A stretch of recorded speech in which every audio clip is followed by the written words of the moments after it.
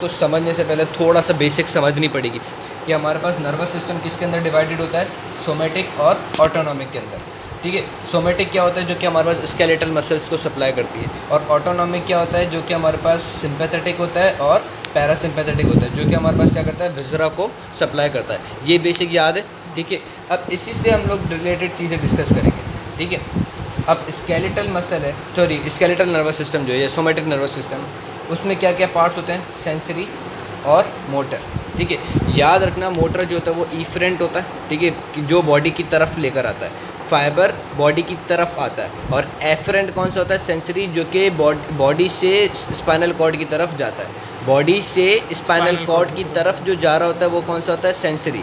ठीक है, और इफरेंट फाइबर कौन सा होता है, मोटर का होता है, जो कि स्पाइनल कॉर्ड से बॉडी की तरफ आ रहा होता है। ठीक है, ये चीज़ याद रखना। अब इसी तरीके से सिंपैथेटिक नर्वस सिस्टम है, उसके अपने सेंसरी और मोटर फाइबर होंगे। इसी तरीके से पैरासिम्पैथेटिक है, उसका भी अपना सेंसरी और मोटर फाइबर होंगे। ठीक है, ये सारे फाइबर्स होंगे। अब सिंपैथेटिक नर्वस सिस्टम और स्केलेटल नर्वस सिस्टम, इन दोनों के फाइबर्स हमारे पास एक पाइप के अंदर चलेंगे।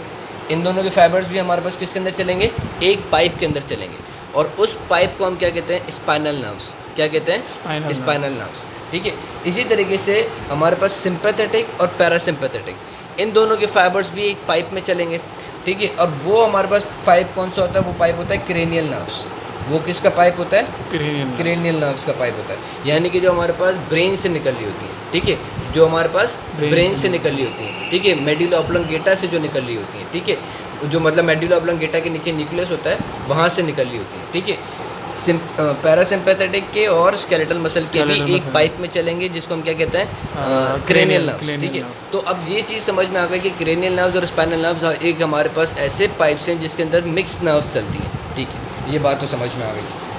ठीक है, अब इसी तरीके से हम थोड़ा सा और है ना आगे आते हैं चीज़ समझने की, कि हमारे पास क्या होता है कि इंटरवर्टेब्रल फोरामेन से नर्व निकलती है। ठीक है, अच्छा, इंटरवर्टेब्रल फोरामेन से हमारे पास ये क्या होता है कि स्पाइनल नर्व जो बॉडी से, सपोज कर लो ये एक स्पाइनल नर्व है। ठीक है, इसके अंदर फाइबर्स चल रहे हैं, इसके अंदर फाइबर्स चल रहे हैं। कुछ फाइबर्स होंगे जो कि वर्टेब्रल कॉलम की तरफ जा रहे होंगे, और कुछ फाइबर्स होंगे जो कि बॉडी की तरफ जा रहे होंगे। कुछ फाइबर्स होंगे जो कि क्या कर रहे होंगे कि वर्टेब्रल कॉलम की तरफ जा रहे होंगे, और कुछ फाइबर्स होंगे जो कि वर्टेब्रल कॉलम से बॉडी की तरफ जा रहे होंगे। जो बॉडी की तरफ जा रहे होंगे वो होंगे मोटर, और जो ना वर्टेब्रल कॉलम की तरफ आ रहे होंगे वो होंगे सेंसरी। अब इस स्पाइनल नर्व के अंदर हमारे पास 4 फाइबर्स होंगे। क्या होंगे, 4 फाइबर्स होंगे। 2 जो कि हमारे पास है ना सेंसरी होंगे, जो कि हमारे पास बॉडी से स्पाइनल कॉर्ड की तरफ आ रहे होंगे। ठीक है, और 2 जो कि बॉडी की तरफ जा रहे होंगे। अब वो 2 मोटर होंगे। ठीक है, 2 कौन से होंगे, मोटर। और वो मोटर किस चीज़ के होंगे, हमारे पास एक स्केलेटल और दूसरा सिंपैथेटिक। ठीक है, और 2 सेंसरी कौन से होंगे, एक स्केलेटल, ठीक है, दूसरा सिंपैथेटिक। ठीक है, अब थोड़ा सा और अब हम कॉम्प्लिकेट करेंगे। वो ये कॉम्प्लिकेट करना है कि ये सेंसरी फाइबर, स्केलेटल का तो चलो इसी नर्व के अंदर ही रहता है, हमें ये पता है कि यार, ये थोड़ा सा मैं और बेसिक की तरफ आऊँ, हमें ये पता है कि यार इंटरवर्टेब्रल फोरामेन से ये नर्व निकलती है। ठीक है, सब एक जनरल में बता रहा हूँ। ठीक है, और जो हमारे पास स्केलेटल वाले होते हैं वो इसी नर्व के अंदर ही रहते हैं ना। हमें ये पता है कि जो स्पाइनल नर्व है उससे बाहर नहीं निकलते स्केलेटल के फाइबर्स, सोमेटिक के निकलते हैं, ओ सिंपैथेटिक के निकलते हैं। किसके निकलते हैं, सिंपैथेटिक के। अब अभी हम पहले डिस्कस करते हैं मोटर न्यूरॉन को, फिर हम आते हैं सेंसरी पे। अब मोटर न्यूरॉन जो सोमेटिक का होगा वो तो बिल्कुल इसी स्पाइनल नर्व के अंदर चलता रहेगा, जहाँ जहाँ स्पाइनल नर्व जाती रहेगी वहाँ ये जाता रहेगा। लेकिन जो मोटर न्यूरॉन हमारे पास किसका होगा, सिंपैथेटिक का, वो क्या करेगा, वो जैसे ही इस स्पाइनल नर्व के अंदर निकलेगा, ये स्पाइनल कॉर्ड से आएगा इंटरवर्टेब्रल फोरामेन के अंदर, स्पाइनल कॉर्ड से किसके अंदर आएगा, इंटरवर्टेब्रल फोरामेन के अंदर, सिंपैथेटिक का। स्पाइनल कॉर्ड के अंदर भी कहाँ पर होगा, कि स्पाइनल कॉर्ड के अंदर हमारे पास ये जो वो होता है, क्या कहते हैं, लेटरल हॉर्न। ठीक है, लेटरल हॉर्न से ये फाइबर निकलेगा, सिंपैथेटिक नर्वस सिस्टम का मोटर वाला फाइबर। ठीक है, वो क्या करेगा, वो हमारे पास वाइट रेमाइज से जाएगा सिंपैथेटिक चेन की तरफ।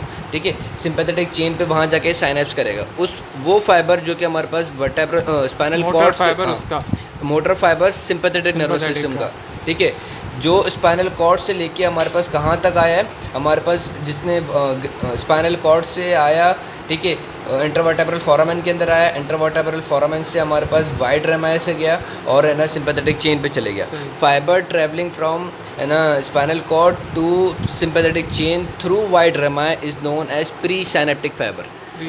प्री साइनेप्टिक याद आ रहा है? प्री साइनेप्टिक मोटर, ये सिंपैथेटिक का ही फाइबर है, सिंपैथेटिक का मोटर वाला फाइबर है, वो दो पार्ट्स के अंदर डिवाइडेड है, presynaptic, postsynaptic. Presynaptic वो है जो कि हमारे पास है ना ये लैटरल हॉर्न से निकला, इंटरवर्टेब्रल फोरामेन में आया, वाइड रेमाई से गया, सिंपैथेटिक चेन पे साइनेप्स किया, उसके बाद बस, ठीक है। अब जो आगे की जर्नी होगी वो पोस्ट साइनेप्टिक होगी, वो फिर ग्रे रेमाई से दोबारा स्पाइनल नर्व के अंदर आ जाएगी और फिर जैसे जैसे जहाँ जहाँ उसको जाना होगा वो स्पाइनल नर्व के थ्रू चले जाएगा। अच्छा, वो ग्रे रेमाई से होते दोबारा स्पाइनल नर्व में ही आएगा, ठीक है, क्योंकि रास्ता तो एक ही जगह से है ना। हाँ। लेके तो सिर्फ उसको जो लेके जाएगी जो पाइप है वो तो स्पाइनल नर्व ही, और कोई है ही नहीं, ठीक है, तो ये स्पाइनल नर्व के अंदर आ जाएगा, ठीक है। अब लाजमी नहीं कि स्पाइनल नर्व के अंदर है, एक और रास्ता भी है। अब वो एक और रास्ता क्या, वो मैं बताता हूँ। वो रास्ता ये है कि वो जो है ये इसी सिंपैथेटिक चेन के अंदर, ये पूरी सिंपैथेटिक चेन है ना, इस सिंपैथेटिक चेन के अंदर नीचे आ जाए और फिर मीडियली बाहर निकल जाए, मीडियली बाहर निकल जाए। और मीडियली कहाँ बाहर निकलेगा? मीडियली ये विजरा को सप्लाई करने के लिए निकलेगा।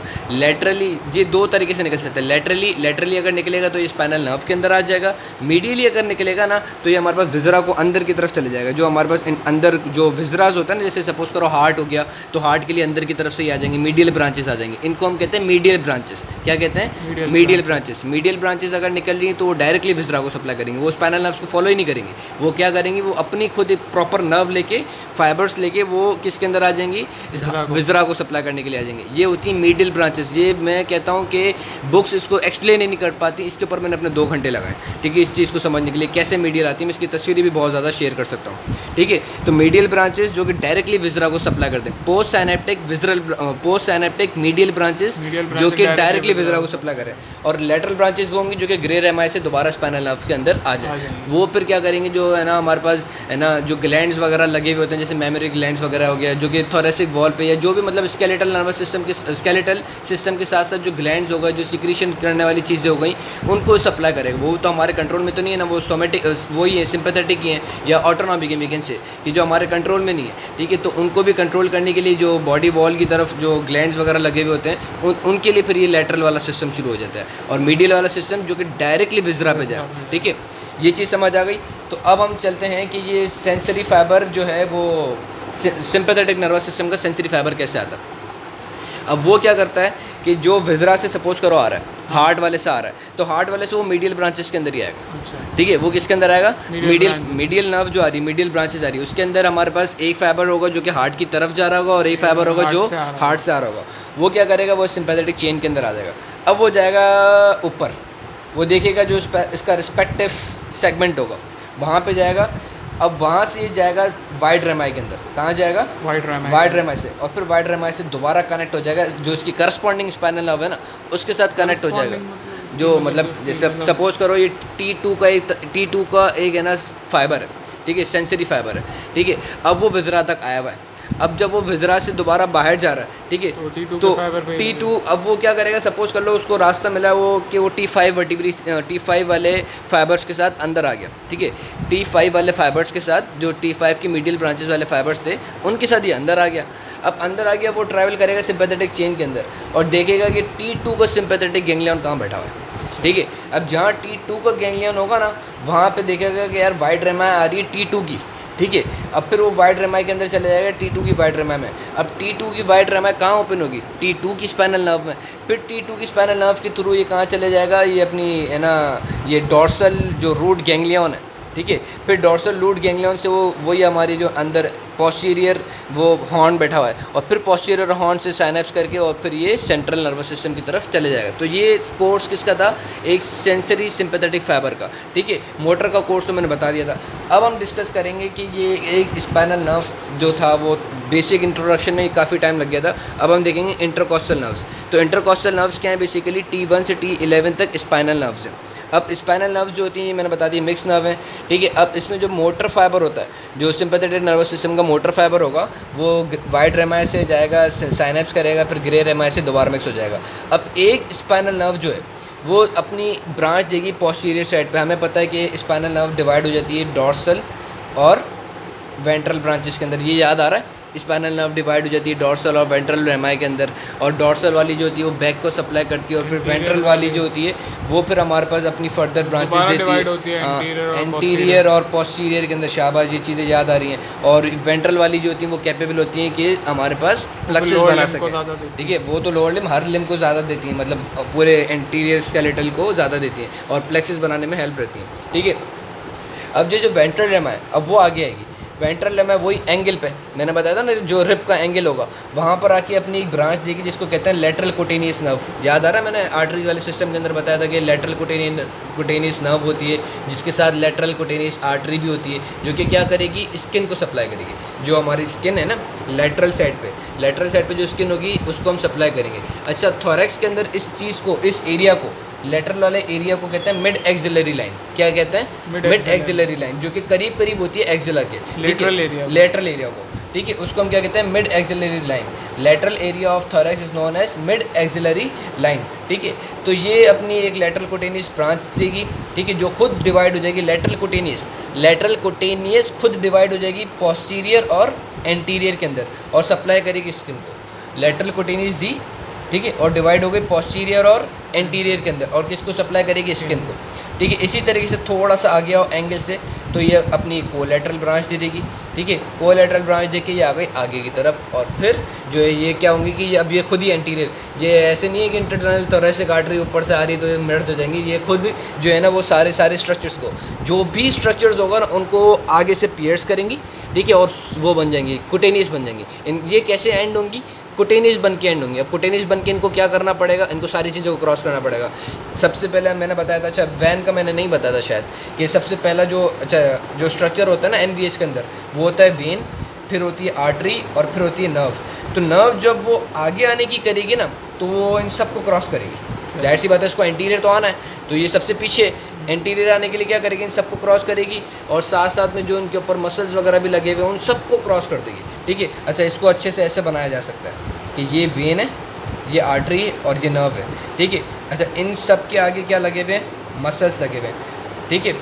ये हमारे पास क्या लगे हुए हैं? मसल्स लगे हुए हैं। ये दो मसल्स के बीच में होती है, मैंने बताया था, ठीक है, एक इनर माउस इंटरकॉस्टल और ये एक इंटरकॉस्टल। तो अब ये जो नर्व जो है वो क्या करेगी? वो पहले आर्टरी को क्रॉस करेगी, ठीक है, फिर वेन को क्रॉस करेगी, फिर मसल्स को क्रॉस करेगी, और सारी चीज़ों को क्रॉस करके बिल्कुल स्टर्नम के ऊपर आ जाएगी। कहाँ आ जाएगी?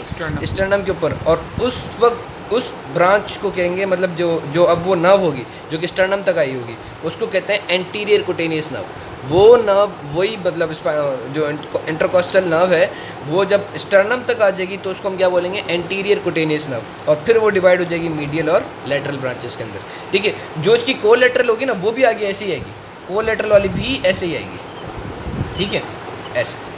अब मैं बस एक थोड़ा सा, जो असल में 3D में इतना अच्छा है नहीं, अच्छा 3D में आने से पहले मैं थोड़ा सा ये बता दूं कि जो ये तो सारी तो स्पाइनल नर्व्स ऐसे ही हैं, ठीक है। हर स्पाइनल नर्व की यही ब्रांचेज है, हर एक जो इंटरकॉस्टल नर्व है उसकी यही ब्रांचेज है, anterior cutaneous, collateral, lateral cutaneous, ठीक है। लेकिन अब जो हम इंटरकॉस्टल नर्व्स है वो उनको हम इन कैटेगरीज के अंदर डिवाइड करते हैं, थोरैसिक, एब्डोमिनल, एटिपिकल। थोरैसिक वो जो कि सिर्फ थोरैक्स को सप्लाई करे, और वो कौन सी होती हैं? 3rd to 6th। वो कौन सी होती हैं? 3rd to 6th, क्योंकि 7th से हमारे पास ज़्यादा डायफ्राम शुरू हो जाता है, ठीक है। और मैंने बताया जैसे 7th के लिए हमारे पास आर्टरी थी, मस्कुलोफ्रेनिक आर्टरी, जो कि कॉस्टल मार्जिन पे आ रही थी, ठीक है। अब ये जो है ना, इनके लिए तो है नहीं कोई मस्कुलोफ्रेनिक आर्टरी वगैरह, तो ये अपना कोर्स पूरा ही करती हैं। ये जो है, ये देखो, जैसे यहाँ पर देखो, ये इस हमजा यहाँ लेके था, ये वाले 3D वाले पे देखो, ये जो है ना, ये दिख रही है, ये क्लिक नहीं हो रहा है, ये दिख रही है जिसमें मेरा एरो है, ये देखो। अब ये अपनी नर्व्स जो हैं ये तो अपना कोर्स पूरा कर रही हैं। आर्टरीज कहती हैं वो इस कॉस्टल मार्जिन के अंदर रह जाती थी, आर्टरीज और वेन्स इस कॉस्टल मार्जिन के अंदर रह जाती थी, लेकिन नर्व जो है वो देखो आप अपना ये कोर्स पूरा कर रही हैं। अब जब वो डायफ्राम को पियर्स कर देंगी तो यहाँ पर क्या होता है? यहाँ हमारे पास एब्डोमेन होता है, यहाँ पे क्या होता है? एब्डोमेन।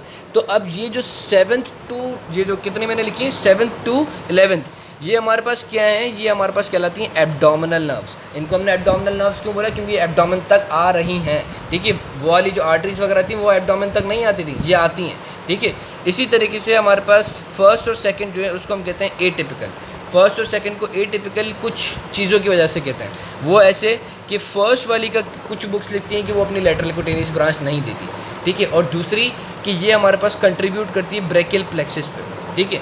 इसी तरीके से जो हमारे पास सेकेंडरी वाली है उसकी जो लैटरल कुटेनियस जो है ना वो हमारे पास क्या करती है, वो हमारे पास कॉस्टोब्रेकियल नर्व देती है, यानी कि ये जो इसकी लैटरल वाली जो है वो हमारे पास मीडियल आर्म को सप्लाई करती है। ये जो इसकी लैटरल कुटेनियस जो है ना वो क्या करती है, वो लंबी होती है और फिर वो जो है ना ब्रेकियल प्लेक्सिस से जो कॉस्टोब्रेकियल वाली नर्व आ रही होती है ना उसके साथ ज्वाइन हो जाती है। तो वो क्या करती है कि ये पूरी आर्म तक है ना सप्लाई करती है, मीडियल साइड ऑफ आर्म को भी सप्लाई करती है। तो इसी वजह से ये एटिपिकल फीचर है, बाकी ऐसा नहीं करती। इस सेकंड वाली की जो लैटरल कुटेनियस है वो इतनी लंबी जाती है, तो इसी वजह से ये इसका क्या नाम पड़ गया, इसकी लैटरल कुटेनियस का नाम पड़ गया कॉस्टोब्रेकियल ब्रांच। और है ना इसी वजह से सेकंड वाली जो है वो एटिपिकल हो गई। फर्स्ट वाली क्यों एटिपिकल है, क्योंकि इसकी लैटरल ब्रांच नहीं है और कंट्रीब्यूट करती है किसके लिए, ब्रेकियल प्लेक्सिस में। तो ये थोड़ी बहुत हमारे पास थी इंटरकॉस्टल नर्व्स, ठीक है, बाकी जो है वो मीडियस से नाम करता है।